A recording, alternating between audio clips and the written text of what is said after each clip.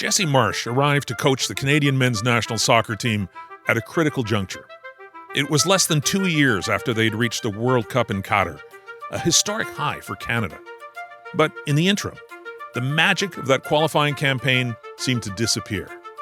Results on the pitch were disappointing, and there were constant complaints about the stewardship and financial state of the Canadian Soccer Association. When John Herdman abruptly quit in the summer of 2023, 3 years before Canada was set to co-host the World Cup for the first time, there was no obvious successor. And many questioned whether Canada even had the resources to attract a world-class coach. Enter Marsch, like a whirlwind. With just one brief training camp under his belt, he led Canada into 2 friendlies against world powers, the Netherlands and France, and then immediately into the Copa America, where, among others, world champion Argentina lay in wait. Everyone in soccer thought that Canada was about to endure a painful lesson in the true hierarchy of the world game.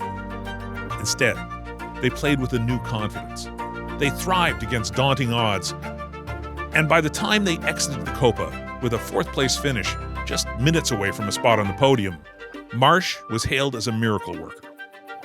Though he has coached successfully in Europe, Marsch is a distinctly American soccer personality, part of the same wave that produced the 1994 World Cup in the United States and spurred the formation of Major League Soccer, where Marsch enjoyed a successful playing career before moving into coaching. He brings some of that American swagger to the table, and it's clearly rubbed off on his players. We met Jesse in downtown Toronto right after a team practice.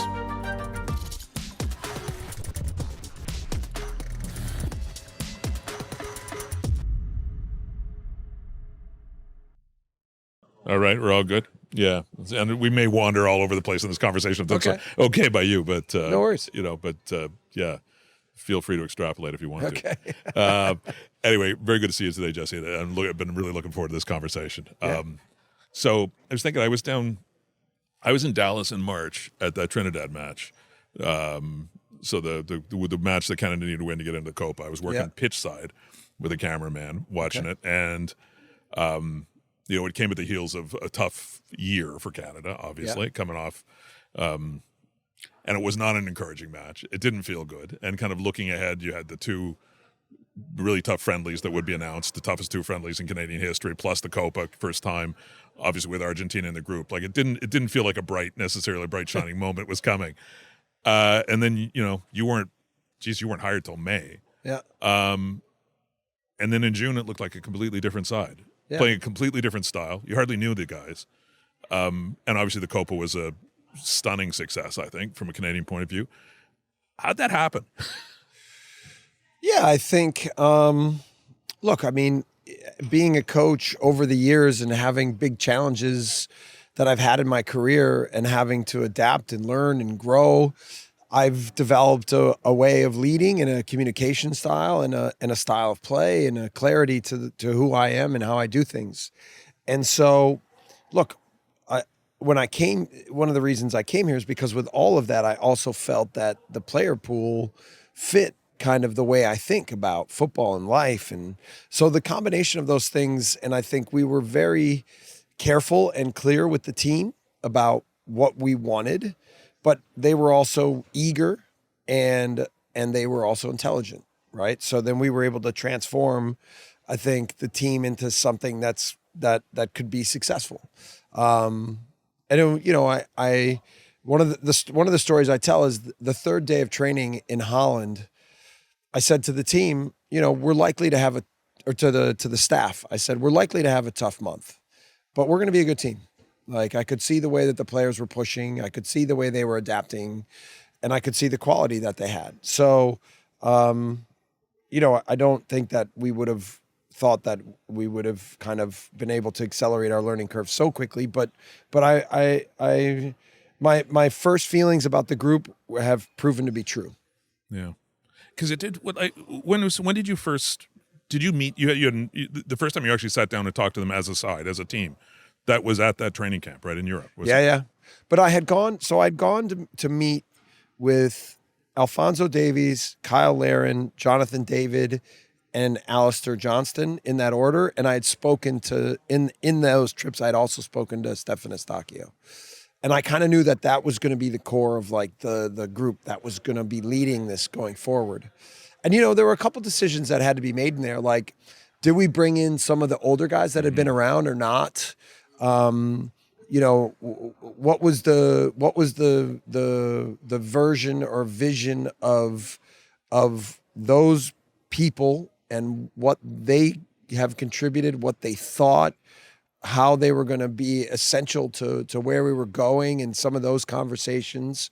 And, I think one of the best decisions that I made in that was just kind of starting from scratch with a younger group and giving those players room to lead and room to take this over. And that's exactly what they've done.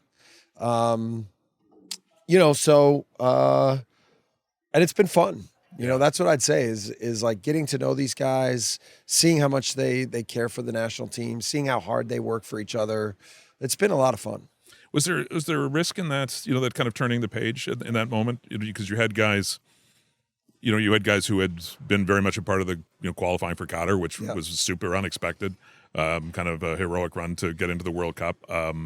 Those guys have been relied on very heavily as a leadership group in terms of kind of core culture on the team.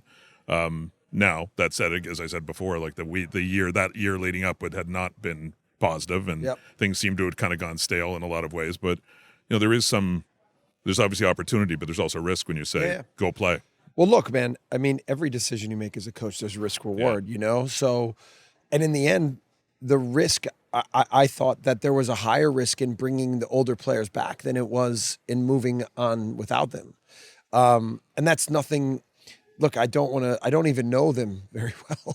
So it's not fair necessarily to say those things because I never really even had conversations with them, because I just felt after meeting with those core players that they were prepared and they were ready, and they were mentally and that not just capable, but they were mentally ready to know that they were the future. Yeah. So, they, all of them, I think, have had to be teased and kind of like challenged to like, take over more and engaged in the right ways, but they've all stepped up in a really big way. Yeah, it was, although, geez, I remember watching, you seeing the lineup that you rolled out for those first, say the Netherlands match and the France match, and the two center backs, especially the two young guys who, like that's, okay, it's, it's over the water's over your head, you got to swim. Yeah. That was a bold stroke. Yeah. Well, I tell you, before I put pen to paper, what I did is I kind of researched the defensive core, right? And I wanted to. A lot of people had talking about the fact that defensively the back line, that we were missing some important pieces in terms of the potential talent and some of the older players that that probably was going to be difficult for them to be at 2026. But the more that I watched them, the more I thought, you know what, there's a lot to work with there.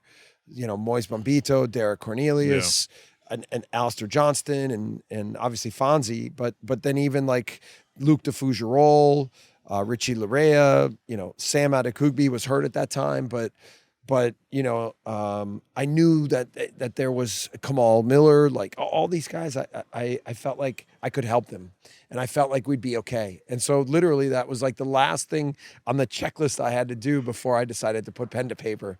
And I called Kevin Blue and I said, we're going to be fine in the back, so let's do this. That's great. And I assume, like, obviously those guys would appreciate a fresh set of eyes too, right? That somebody's seeing them. Well, I mean, the big thing is like I bring a certain tactical style. Yeah. Right. And so the big thing when you look at players in general, but certainly players in the back, is they have to have the kinds of qualities and intelligence to be able to adapt to what I'm asking from them. And, probably center back is the toughest position that in my system, but we also create a level of intelligence and urgency in the way we play and what that position requires. And you see the quick development, I think, in the way that we teach what is important in our system. And so, I think we've seen rapid, accelerated growth from the entire back line, but specifically those two center backs. Did the guys embrace the style change, Jesse? Right off the look from a spectator point of view, it's incredibly entertaining. It's fun to watch on the front foot. fearless, aggressive, high press, all of that is a blast. But a real change, like a real shift for some of these guys. An argument or a discussion I had with the team early on was, look, they did really well in qualifying and they were mostly a low block team that countered. And then they started to transition into more of a ball possession team, right? And there were certain tactical things that had done to try to encourage them to be better in possession. But in the process, they had given up almost all the goals they conceded were from build-up phase and from possession phase. And so, I said, look, we could continue to become a technical, tactical possession team, and we could make more progress, and we have talent in this room to do that. But what's our ceiling for something like that? I said maybe 35th, 30th in the world, something like that. I said, but if we build in more speed and power and athleticism and size and aggression, I said, then maybe we could be top 20, top 15, top 10. Dare we say, like, there's real athleticism in the team. And they kind of all looked around the room and kind of were shaking their heads and they were like, that sounds right. So it's one of the fastest teams I've ever coached. They know that. They know they have team speed. They know they're athletic. And if we can build in more and more aggression and the understanding of what to do when and how to use their qualities to benefit themselves and the team, then we can see real strong performances. We can see progression and development. And then these players will, like we've seen, will have bigger opportunities in their career to be bigger players and have big careers. Yeah. Well, they also seem, they played with a certain kind of verve, joy during that stretch, which, like, that hadn't been apparent for a long time. Like, it's certainly from before Qatar, I would say. Yeah. There was a stretch where there didn't seem to be that kind of. Look, they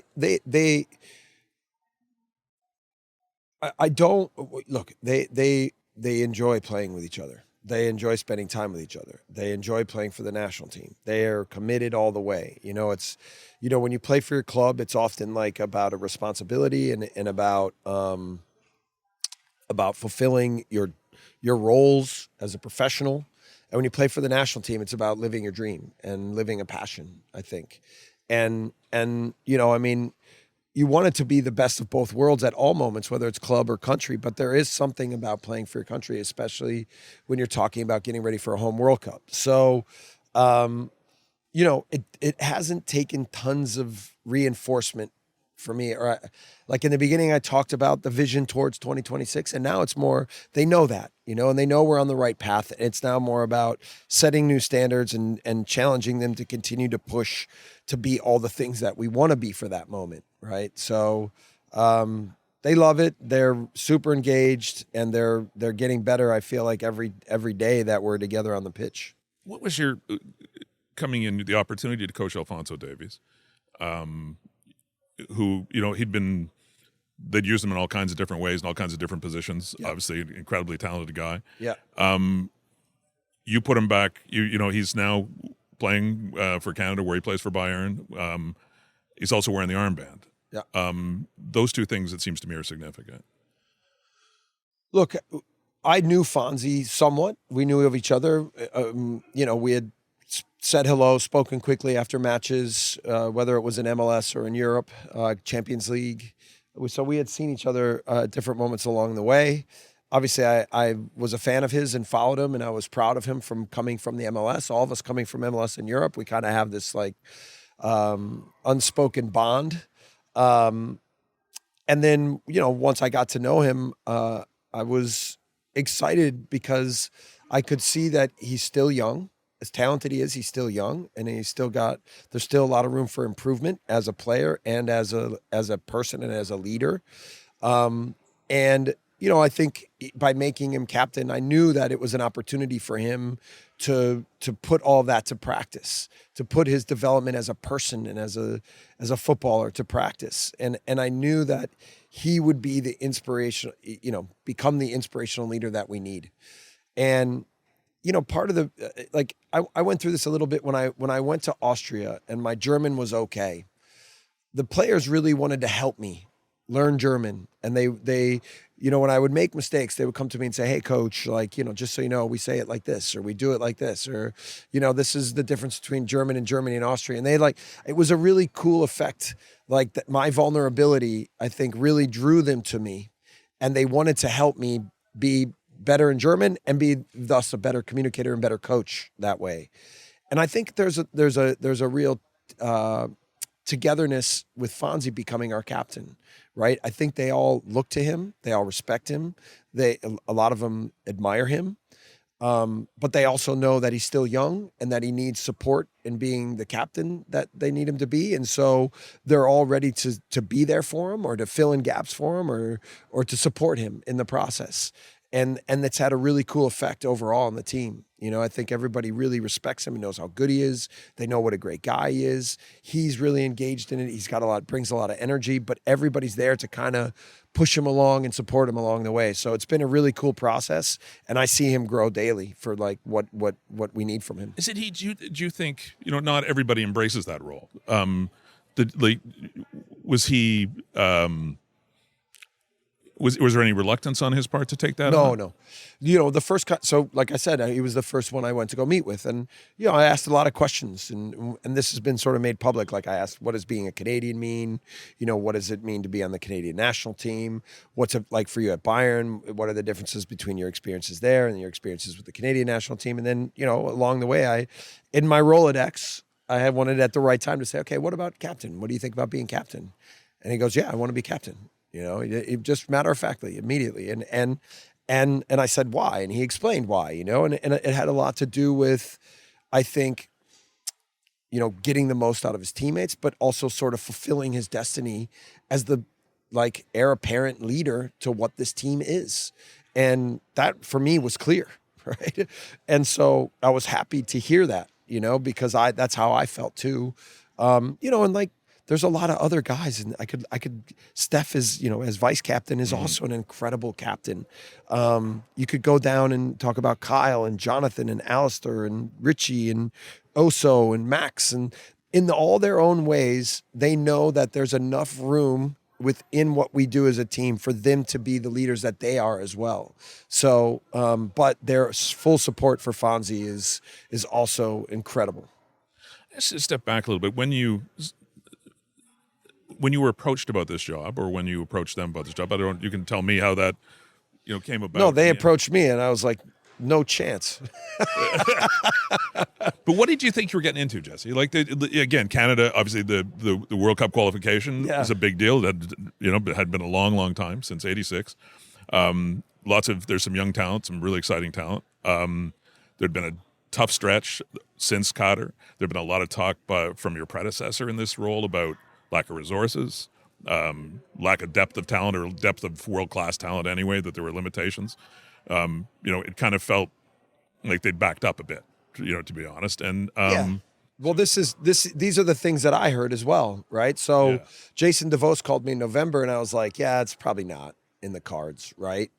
And then, no one was really sure who was going to take over the leadership. Allison took over for 24 hours. And so it kind of added to all the things that made you go, what is going on there? And I just was like, there's a lot of the people think that if you coach in the Premier League, or if you coach at the Champions League at the highest level, that everything is incredibly professional and everything's aligned. And it's not the case. Like, often when you peel the veil away, you see things that are very unprofessional, lack infrastructure, lack leadership, lacking expertise. So, maybe if some people haven't been to a lot of different places, they don't know what that's like. And in the end, as a coach, you have a job that if you have a team, you know what your limitations are or what your maximum potentials are. That's all that you're focused on, is how to get the most out of every day. And there's no time for making excuses, right? It's about maximizing. And so in the end, when I evaluated where everything was at, and when I was called, I said, okay, I'll have a conversation. I had a lot of conversations. I like Kevin Blue. He's a smart guy, really smart guy. And right away, that made me think, oh boy, this is going to change, right? And I got off the phone, the first Zoom call, and I was like, are we going to go to Canada? Or is that what we're going to do? And on the follow-up conversations, and then in the official interview, I was really impressed with the organization of everything. I was really impressed with the approach. I was really impressed with the types of conversations we had, with the symmetries. Then I've said a lot, like when I knew the player pool and the potential of what they could become, the home World Cup. I mean, there was just a bunch of all of a sudden little check marks that just started, every box started getting full. And I was like, let's do this, you know? And then once I'm in, of course, we need to fundraise for better infrastructure. We need to create a better youth system. We need to do a better job of professionalizing the first men's and women's team. We need to hire more people. We need to find more expertise. There's a lot of things we need to do, but it's also an opportunity to affect change, right? And Kevin will do that, I have no doubt. And then I think we've shown that with this team, that our focus and concentration to do what is best to honor a development path for us to be really, really good is underway and has been relatively easy to put into place. Were you between Leeds and the Canada job? Were you like, what were you thinking kind of career wise? What did you want? That's a good question. Yeah, I was thinking. Look, I was thinking. Retirement, literally. Really? Done. Because this business is brutal, right? And like the problem is that you get to the point where sometimes it's not about the work, it's about everything else, right? And so that's why I was taking my time, and whether it was club or international or maybe sport director or media or whatever, I was just trying to figure out what was driving me moving forward. And the biggest thing was the people that I work with and the ability to actually put a process into place that would actually be able to be successful. And it's crazy that this was the one, right? Because it's not like I turned down every club I spoke to, but in the past year and a half in between those two, I maybe spoke to 50 different situations. Right. And again, not like everyone said, hey, we want it, but everyone showed a pretty high level of interest. And I usually put the brakes on before it because I could just feel that it wasn't going to be right for me. But this one felt right. And again, I'm thankful every day that I made the decision because I'm enjoying this fully. When you said you maybe were ready to go and take up a hobby and retire, that was the way the Leeds situation played out. Did that beat you up a little bit? Was that part of it? Yes, it beat me up, but it was also just like the higher I went, the more ridiculous. And then the more that it becomes a circus, and that you're it's always like, look, as a coach, and certainly as a professional coach at a high level, it's about controlling the controllables, right? You know there are things that are out of your control.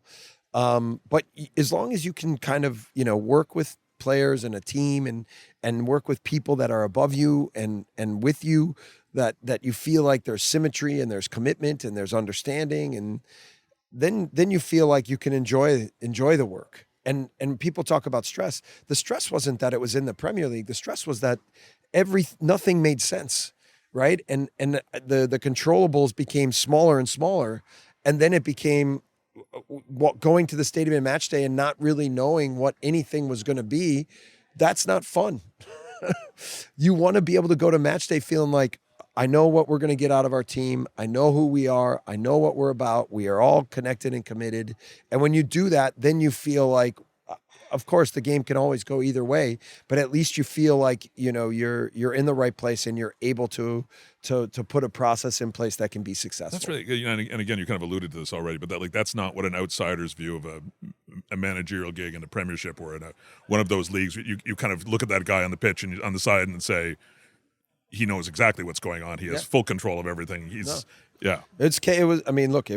was often very chaotic, but in the process, again, I was just trying to do everything I could to be as good as I could be in the environment and create success. But I mean, look, in those kinds of moments, they also test you in every way, and you have to. And then, look, the one thing about being in the Premier League is you're talking about playing against the best teams, the best players, and the best coaches, and that part is what an incredible honor and a privilege to be in that situation.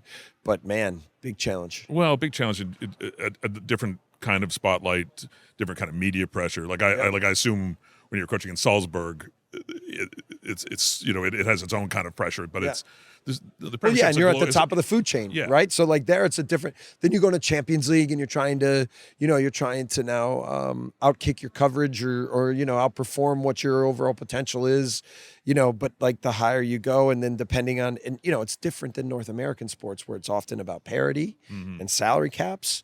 And in Europe, it's like there's the haves and the have-nots, and European football. And then when you're that, and I was kind of always lucky to be in the haves. And when you're the have-nots, it's like trying to create a process of development and success is a big challenge. Yeah. Yeah. What did you, as an American, and again, I know you coached in Montreal, but how did you see Canadian soccer, football culture, soccer culture, from the outside? I mean, look, when I was in Montreal, the way that I would describe it was fractured. Like lots of smaller communities like that were very protective of their own clubs and environments, and I never really got the sense that people really wanted to work together, and that the geography also challenged that togetherness. What's funny though is coming back, and I will say one of the big factors about me coming as well was that Vancouver, Toronto, and Montreal committed to getting me here, which to me was a mandate, right? That like, you're the guy that we want, you're the guy that we need, you're in charge of developing the sport in this country and the national team. And that I take very seriously, and I have tried to honor it, not just by what we're doing with the first team, but how we're engaging the community, how we're engaging grassroots, how we're working with academies, how we're trying to build out a better and more robust youth national team program. Because I think that what I've learned is there is a desire to work together, but there just hasn't always been the pathways and the resources to get it done. So we're working diligently to fundraise, to create more infrastructure, Kevin on his side, me on my side, and together with the women's program to try to do something to provide a future for the sport in the country. That was I don't know if you can shed a little bit of light or how that process worked, whether you were approached and accepted the job, and then they had to figure out how to make it work with the cooperation of those teams, or the egg came first. But it's a unique situation, and again, it's not just lip service. Like we talk about support. It's not just everybody saying, we're all for it. They actually had to reach in. Look, I'll pull the veil back a little bit. I told South Korea I was going to be their coach. Okay. And then I was kind of, I knew that Canada was also interested, but it looked like South Korea was going to just be a good situation for me. And then things weren't, there were a couple things that didn't go quite exactly how I wanted. And then I went to Canada and I said, look, and I was pretty open. I was like, look, South Korea is interested. I've told them that I'm interested, but if we can find a way to get things to this level, then I think I'd be willing to commit to Canada. And Kevin Blue called me back in 48 hours and said, we're there. And it wasn't just about the finances of the contract. It was also about some of the structure of the way we were going to do things and the vision of what we wanted to create as a national team. And in all ways, he was committed to in the same ways that I was, right? And so again, then I was like, all right, looks like we're going to Canada. And again, I'm very, very thankful that I did. Can I just ask you a little bit about, because there'll be some American listeners, viewers for this, but a little bit about American soccer. And again, I'm thinking about that 94 World Cup. I covered the 94 World Cup. Okay, It cool. was a watershed moment for the sport, obviously. Yeah. And, obviously MLS springs from that and all kinds of things. And I was in the World Cup in 2002 when America made the final 8, and 2010 made in the last 16. And, here we are in 2024. And, I think if you'd asked me in 2002, I would have said the United States is, I don't know if they're sure they're going to win a World Cup, but they're going to be playing in the semifinals. They're going to be competing because the sport is growing so rapidly, and and the culture is so strong, and the talent pool is enormous. That why do you think that hasn't happened? I mean, look, that's a $1 million question, right? I think that a lot of the things, the country, the strength of the country is the overall breadth of the player pool, but the challenge of the country is the size. And it's not just geographic like it is here, it's also the spheres of influence in the sport. And so it's one of the beauties about Canada is I think like I learned that basically the population of California and Canada is almost the same, right? And now that's not as daunting a task if you think of like just that many people and that size of, it doesn't seem as big as like saying the entire United States, which is like, it's too many, again, spheres of influence to really unite under one umbrella. It's just too big of a project. Where actually, I think here we can do it. I believe it. I believe that we can, almost be a version of a Holland or a Denmark or one of these countries that's small. Okay, geographically they're smaller, but like I think that'll be our biggest challenge. But I think there's not as many people to unify, and there's not as much competing interests. And that's a big thing with the U.S. in general. It's just all these competing interests and opinions and financial situations and spheres of influence. It's the way I describe it, where I think in Canada, it's simpler from that perspective. And I think there's more of a genuine interest to be unified and together. And where I think that's something that is lacking in the U.S. Yeah, look, Lord, there have been infrastructure issues in Canada too. There have been all kinds of, there's a long history of futility here. But watching America, it does feel like administratively, I guess, that they can't get out of their own way sometimes. That's maybe one of the issues. And again, like people wanted to be very critical of the CSA, and in many ways there is some truth to that. But like, look, I've been trying to say, look at our player pool. This isn't by accident. Like there's a lot of good that's been happening, right? And so as much as we do want to improve a lot of the things with the infrastructure of the CSA and the breadth of the experiences for the youth national teams and our youth players, and we want to engage the community to think about developing more the ability to train at higher levels and develop players faster. And there's still a lot of good that's been done. And I think it's a lot because of the Canadian heart, the heart and kindness and generosity and commitment of the people to try to help these players to be as good as they can be. And if we can continue to use that characteristic and add more expertise and infrastructure and togetherness, then there's even bigger potential. And that's the goal.